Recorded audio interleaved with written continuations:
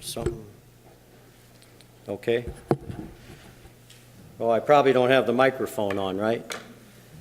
This little thing right here? Can't run the race if you don't get the, you hear the starting gun. And I heard this podcast, and a lot of the information that I'm going to bring to you tonight is things that I heard in it, and then I did some research on my own. And I put a lot of those things together, and this is what we have for you this evening.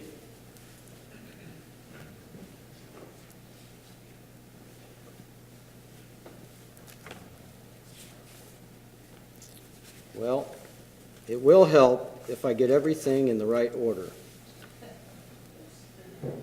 So, let's begin by doing that, Mark. Okay. On October 15th, in 2014, 5 prominent Houston ministers were given an order from the Houston City Council. They were asked to turn over any sermon materials, any emails, any text messages, anything that had to do with homosexuality or gender issues. And in the subpoena, they were asked to do so or face going to jail. The background for this is there was an ordinance passed by the Houston City Council called HERO, which stands for Houston Equal Rights Ordinance. In that ordinance, passed by the City Council, it was an ordinance with a measure to protect Houston residents and visitors from discrimination based on sexual orientation and gender identity. That's the important thing here, gender identity. It allowed men and women, one of the things on this ordinance that it would have allowed, men and women to interchangeably use the same public restrooms, locker rooms, showers, and changing facilities. You can imagine that the community rose up in opposition against this ordinance, and they developed a petition to have it revoked. And the city of Houston threw out the petitions. It resulted in a lawsuit. Where these 5 ministers come in is they weren't part of the lawsuit, but what they did, being ministers of 5 prominent congregations in the Houston community, is they encouraged their congregation to sign these petitions. And by doing so, they were ordered from the Houston city attorney to turn over all these things.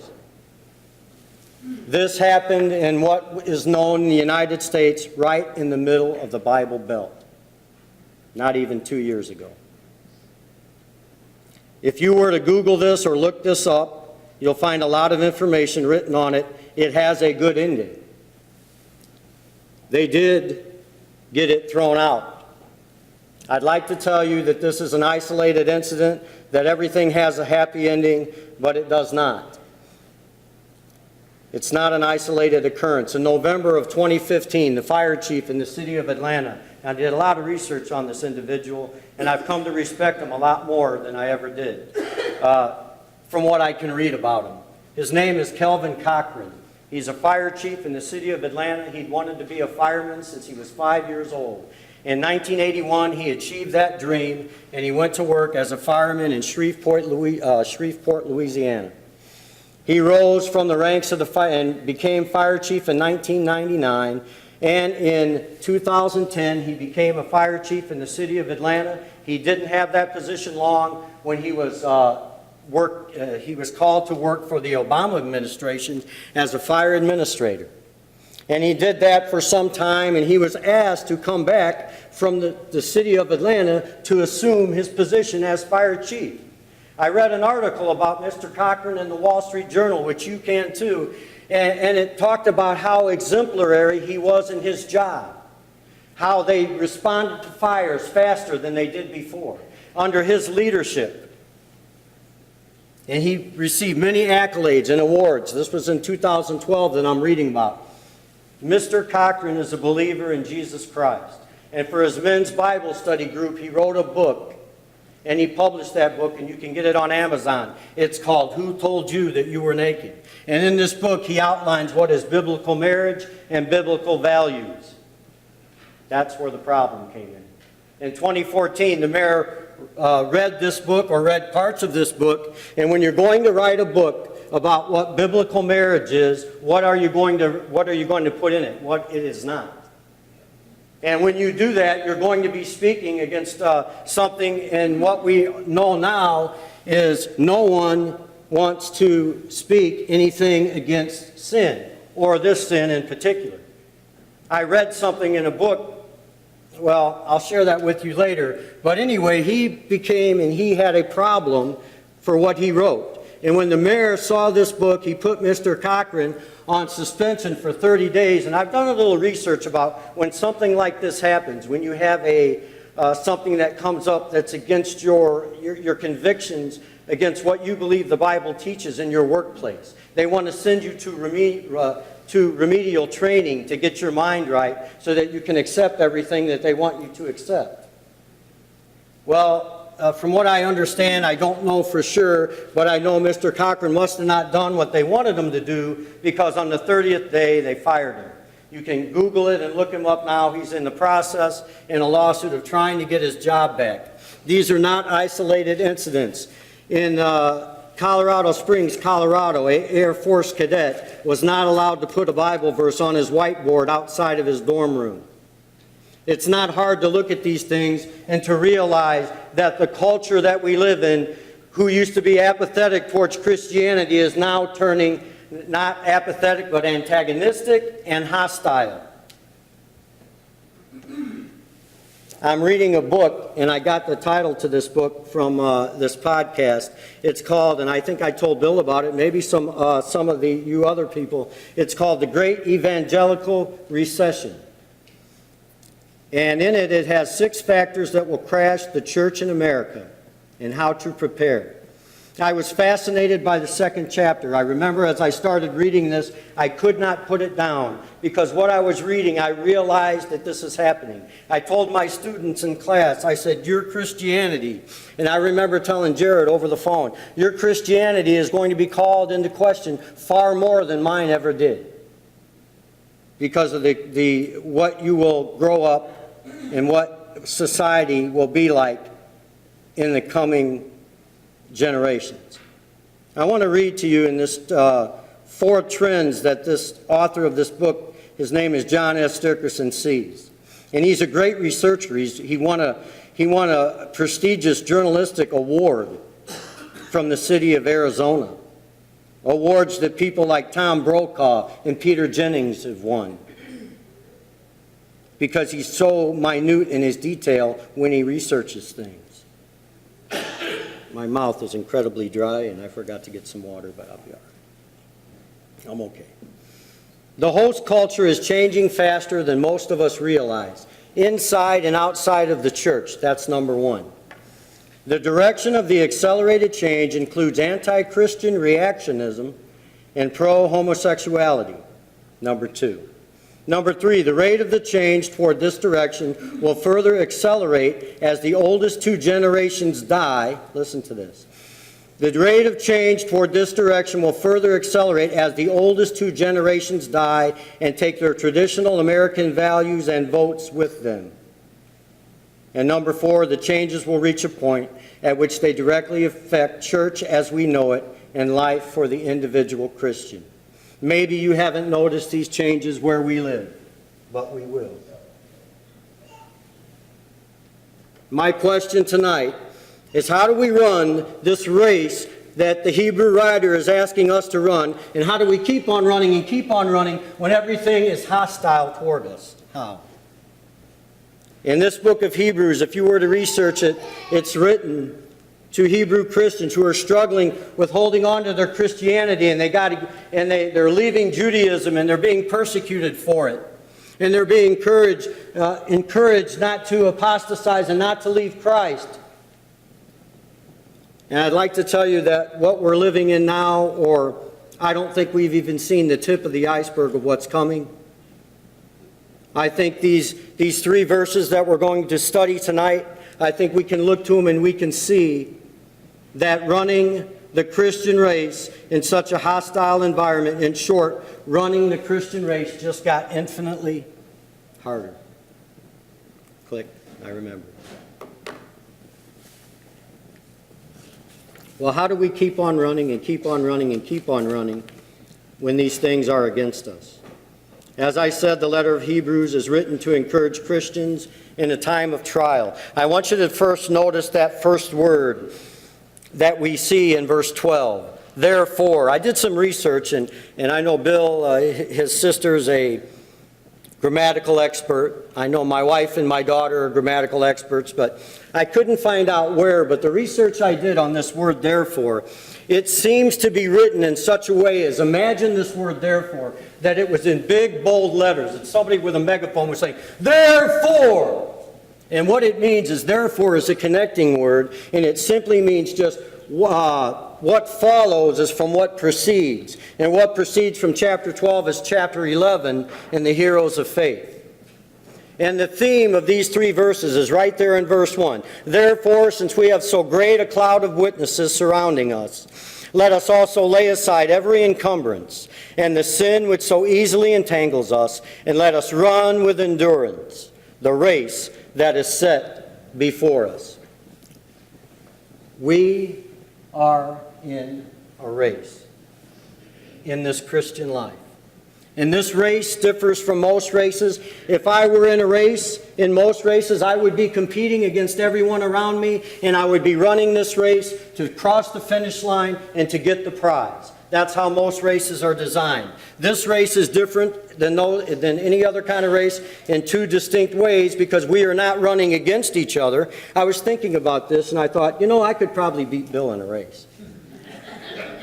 Right? I thought about that. I'm standing here and thinking, well, how can I bring this point out to him? I could probably beat Bill in a race, but then I thought about somebody like Weston. I'd have to tackle him. Because he's quick. But you see, what's great about the Christian race is we're not running against each other. We're not competing against each other. We're running with each other. Amen. And that's what's important here. And look at how Paul brings this out in 2 Timothy chapter 4, verses 7 and 8. Paul brings this point out very poignantly and very beautifully.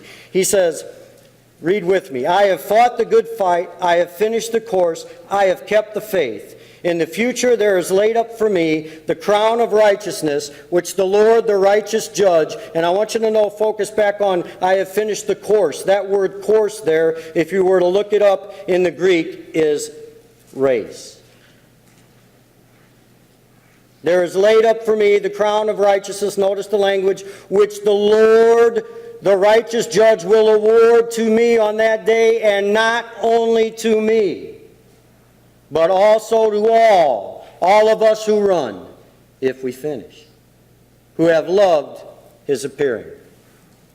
And because this is true, the Hebrew writer encourages us to run this race with endurance. That word is very key here. If you were to look at this word, you'll notice that there's aspects of this word in all three of those verses. The word endurance. You don't endure something if it's easy. If you have to endure something, it's difficult. It's a struggle. That's why you have to endure it. I wrote here on my note, it's sort of like my students this morning. They had to endure my spelling. It was very bad. I wrote a word and I heard some giggling, and I looked up on the board and I realized that wasn't spelled right. So we began to have some banter and a spell check, and I eventually got it right. But in all seriousness, though, the Hebrew writer is encouraging us here that if we are going to run this race, we must run it with endurance. We must endure, and as I said, something that you endure is not going to be easy. It is going to be difficult, because we have a formidable foe in Satan. So we must endure. And the Jewish Christians here are encouraged, because the writer doesn't want them to go back into Judaism and leave Christ. Just as it wouldn't be good for us to do the same, to go back into the world and to leave Jesus. I want to give you an example. About 45,000 marathon runners will begin to start the Chicago Marathon each year. Thousands will not finish. Thousands will not finish. There's a point late in the race where the runners will tell you about the reality of the wall. It happens in about the 20-mile mark. Maybe Dale can help you a little bit with this, but in our bodies, stored in our liver and our skeletal muscles, is something called glycogen. Anybody ever heard of it? Glycogen is something that stores up energy. And in an average body, it can store about, I think if I read this right, 2,000 calories of glycogen per mile. You do the math. A marathon is 26 point something miles.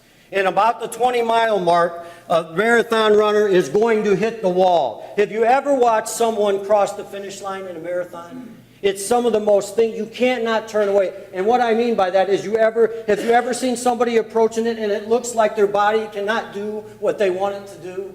Think about the Ironman competitions. And it seems like they're trying to run and their body is depleted of every form of energy, but they keep on running. And they keep on running and they cross that finish line because they know how hard they work to get to there. And they keep on running and they keep on running, and you look at them and you wonder why. Well, we have to do that in our Christianity. When everything seems to be against us and we hit that wall, we have to keep on running and keep on running. Just as their legs will feel like lead, so will ours. And there's going to be times in this Christian life where we're going to want to quit. But we can't do that. That can happen in this Christian race when things get difficult.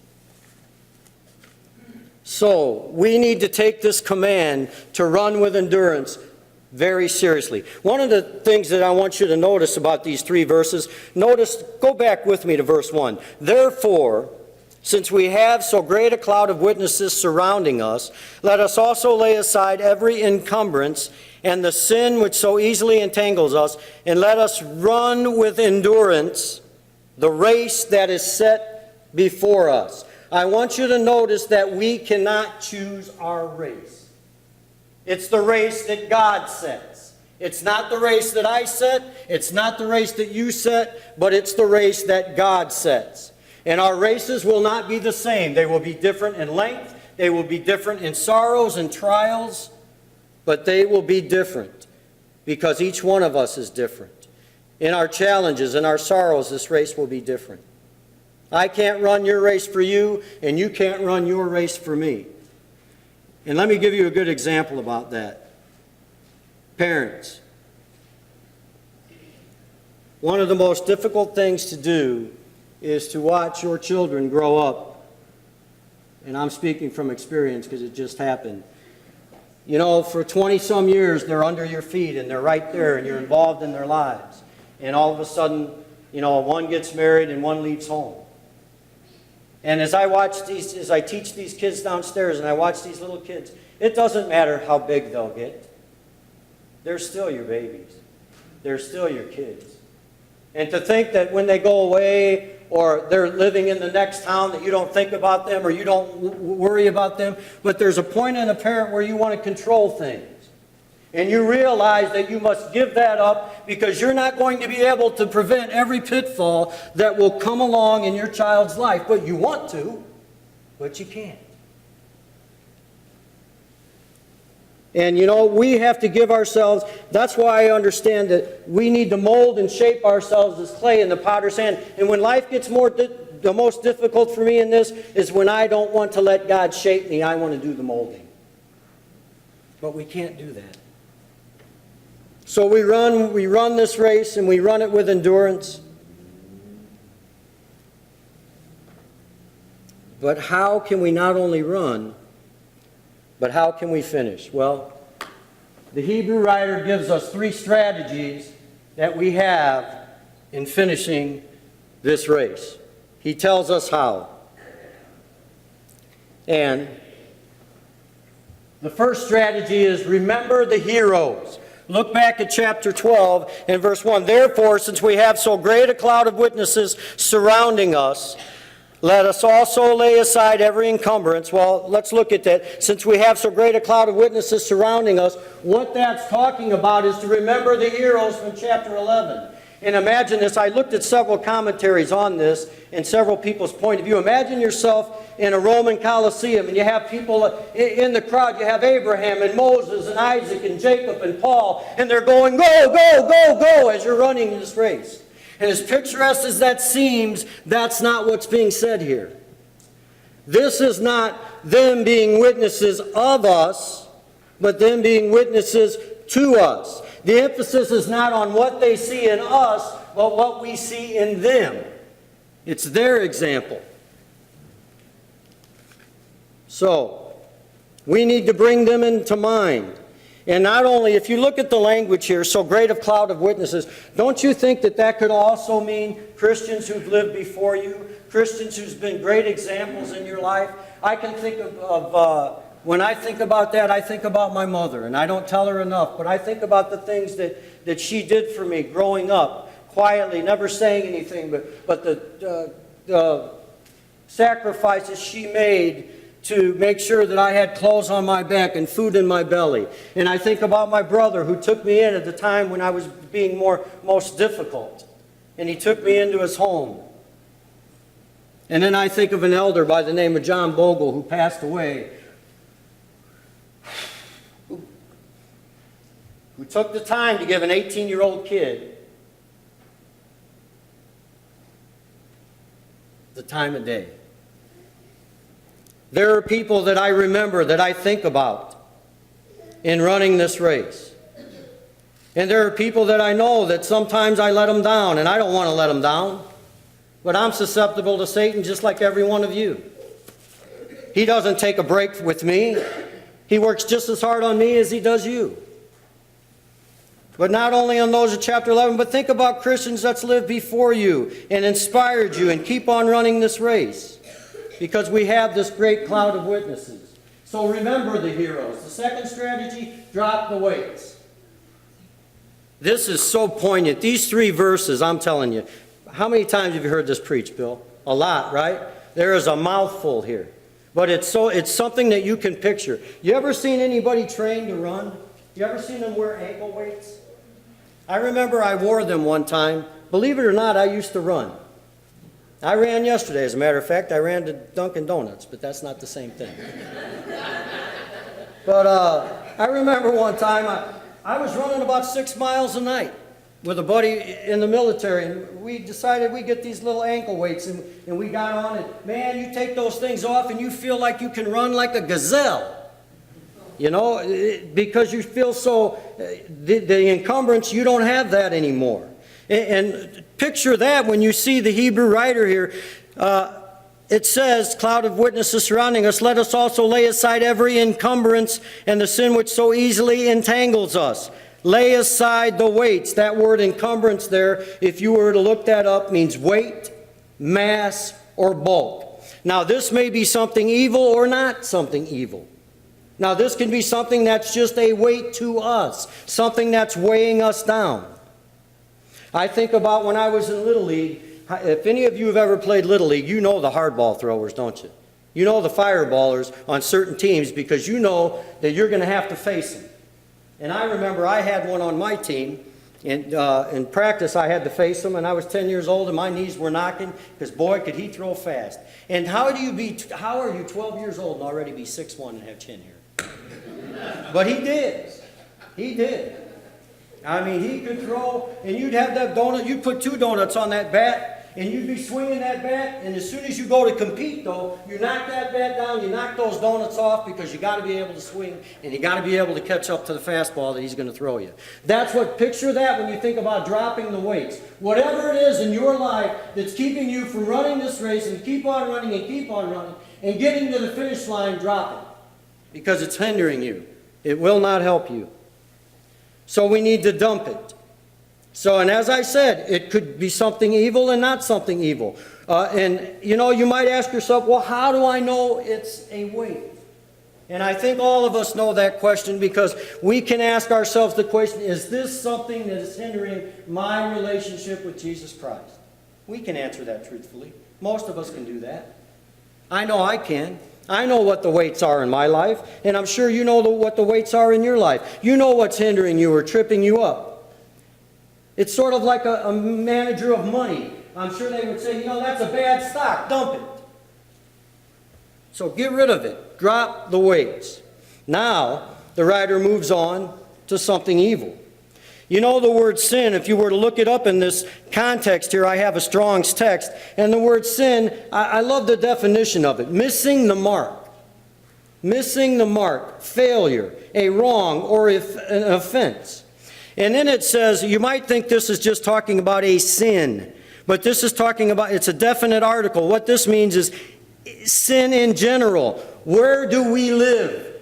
We live in a sin-filled world. We live in a sin-filled world, and the Bible tells us that we are of a sinful nature. So we need to realize this, that this is where we live.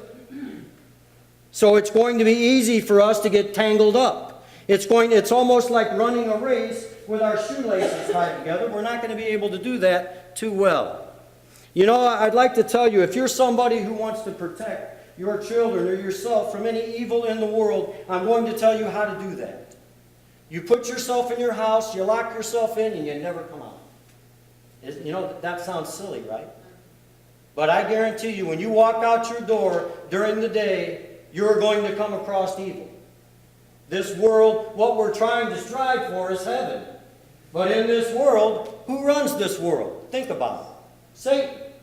So we're always going to have to battle with evil while we're here. So we need to lay aside these things that will keep us from reaching the finish line. We need to get rid of those things. It's difficult to run a race with your shoelaces tied. Don't do it. But you know what? There's something that I know. The sin that trips me up is not the same one that trips you up. You know that? And you know what? Satan knows that sin that trips you up. There's no doubt about that.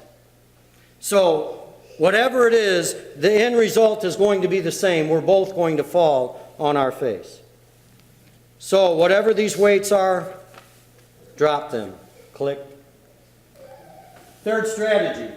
I don't think you can have the other two if you don't do the third, do you?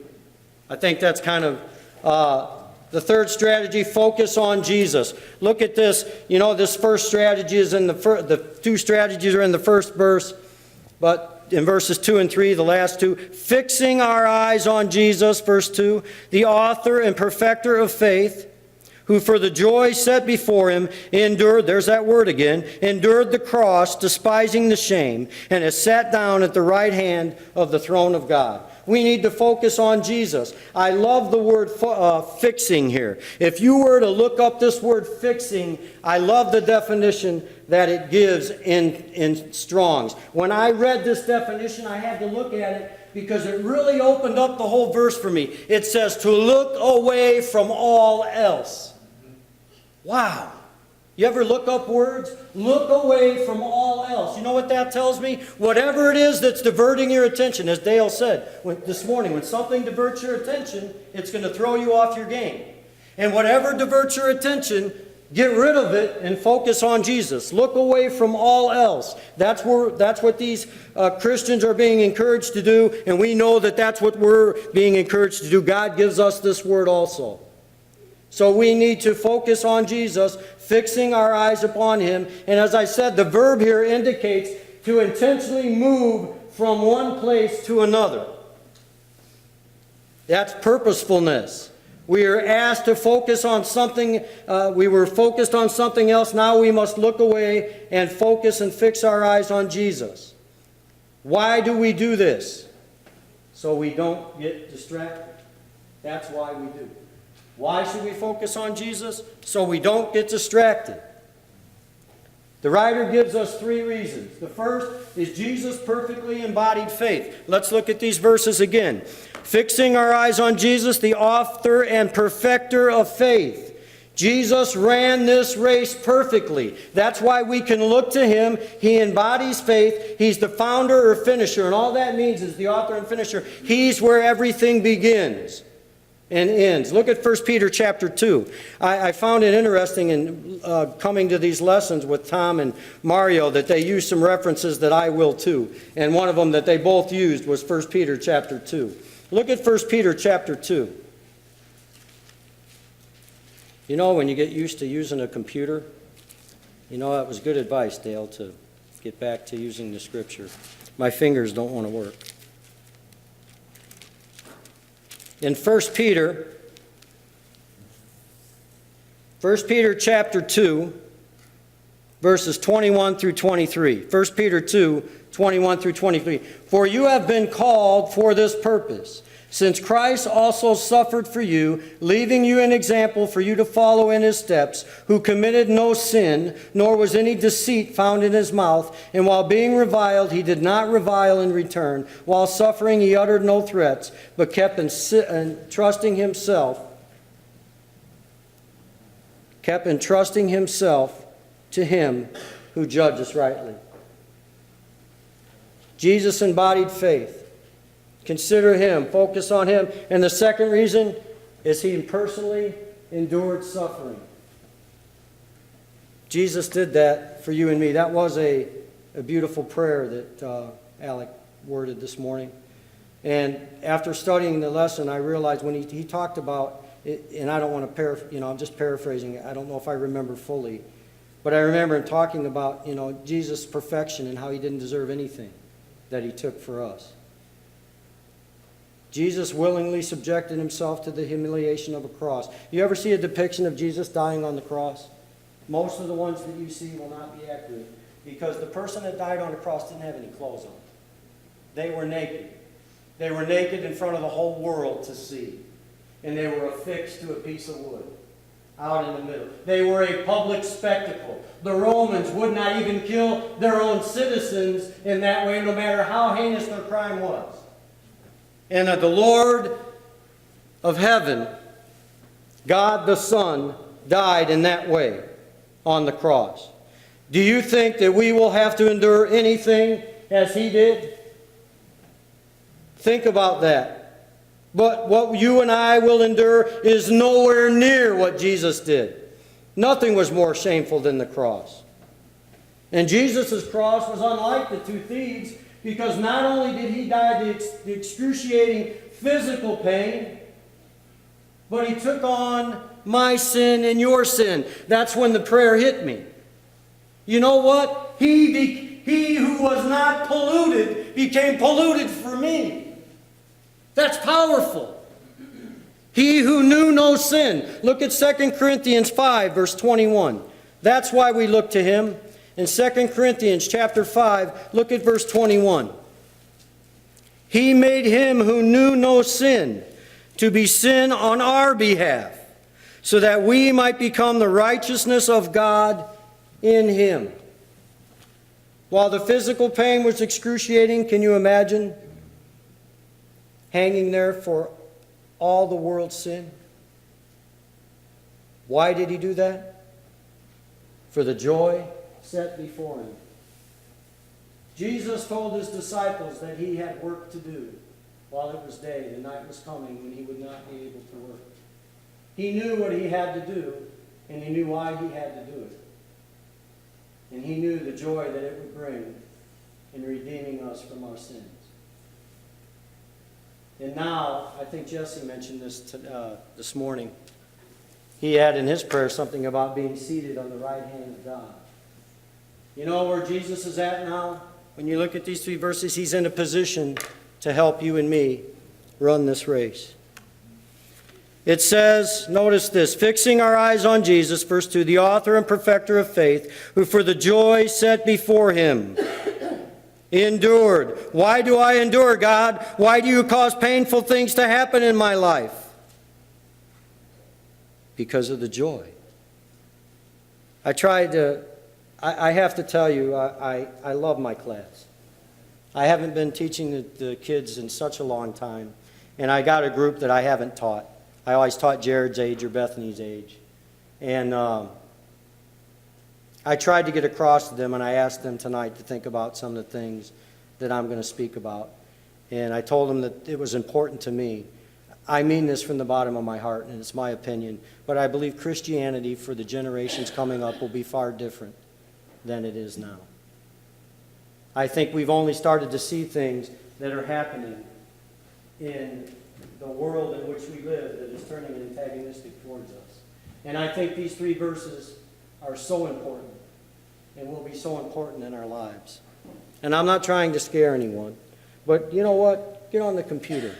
Google things that's happened to people just because they were, and I'm not talking about in third world countries. It's atrocious there. I talked to a guy that he's dumping fuel in the fuel tank out where I work, and he's from Europe. He said Christians are being slaughtered over there. He knows, his family lives there.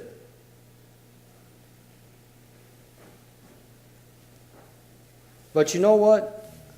I'm going to go out on a limb here, but I'm going to tell you something that I think.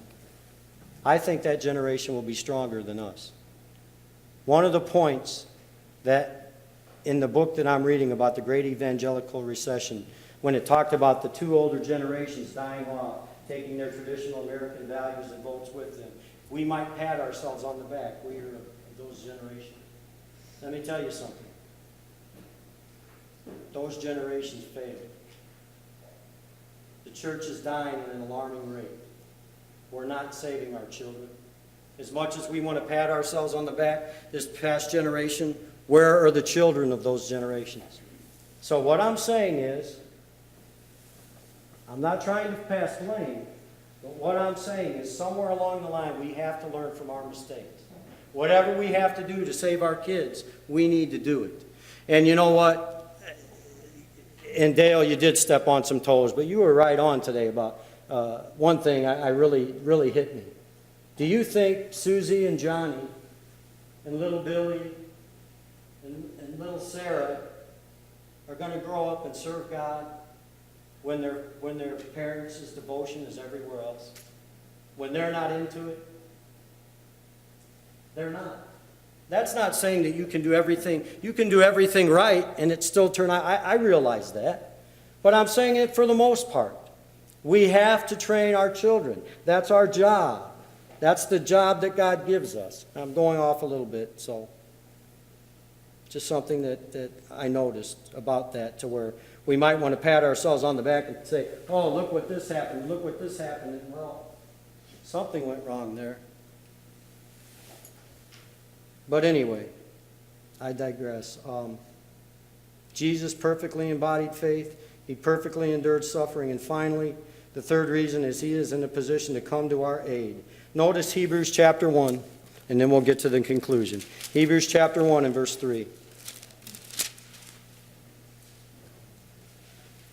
Beautiful verse. I have in my Bible written in just the open space here. I must have written this in an earlier time. If I want to see God, I know where to look. Read this verse with me. And he is the radiance of his glory and the exact representation of his nature, and upholds all things by the word of his power. When he had made purification of sins, he did the work that God gave him to do. He sat down at the right hand of the Majesty on high. And that's where he is. That's a beautiful picture. I would like to conclude tonight by introducing you to a man by the name of John Stephen Akawari. Any of you know who he is? Got any idea? I didn't. I looked him up. I heard about him. Sometimes you hear about things and you wonder, is somebody just trying to make something, a story more poignant? John Stephen Akawari is a marathon runner. He ran in the 1968 Summer Olympics in Mexico City. He ran the marathon. 75 runners began that marathon. 57 finished. He finished last. Let me read to you why. While competing in the marathon in Mexico City, Mr. Akawari cramped up due to the high altitude of the city. He had not trained at such an altitude back in his country. At the 19-kilometer point, I had to look this up. Here I was in my little Google, kilometers to miles. I wanted to know how far he was. At the 11.81 mile mark, Mr. Akaware, while they were jockeying for position and he cramped up, he was hit. And in that hit, he broke a bone in his leg. And he fell to the pavement and he hit his shoulder. And he got up and he kept on running. He kept on running. He continued running and he finished last among the 57 competitors. And the winner of the marathon, Mamo Wold of Ethiopia, finished in 2 hours, 20 minutes, and 26 seconds. Mr. Akawari finished the marathon in 3 hours, 25 minutes, and 27 seconds. 1 hour, 5 minutes, and 1 second after the winner, when there were only a few thousand people left in the stadium, and the sun had set. A television crew was sent out from the medal ceremony when word was received that there was one more runner about to finish. And as he finally crossed the finish line, a cheer came from the crowd. And when Mr. Akawari was interviewed later, they asked him, "Why did you keep on running? Why? You had broken your leg." You know what he said? "My country did not send me 5,000 miles to start the race. They sent me 5,000 miles to finish the race." That is powerful. And I thought about that when I read that. And I think about Jesus naked and humiliated, hanging on a tree. How can I quit the race? Why? What's worth it? I think about loved ones that's come back into my life. What is worth you giving up heaven? Nothing. Nothing is worth it. I don't care what you think it is. It's not worth it. It's not. This man I have an immense amount of respect for. He ran in a lot of other races. But I sure love what he said there. I'd like to ask you, how can you stop running? Why would you want to? Think about these 3 verses tonight. Think about them and ask yourself, am I running the race that God wants me to run? Am I running the race that I want to set, or am I running the race that God has set for me? I ask you that, and if you've been running this race and you've got off the course and something stripped you up, make it right while you have time and opportunity, while we stand and while we sing.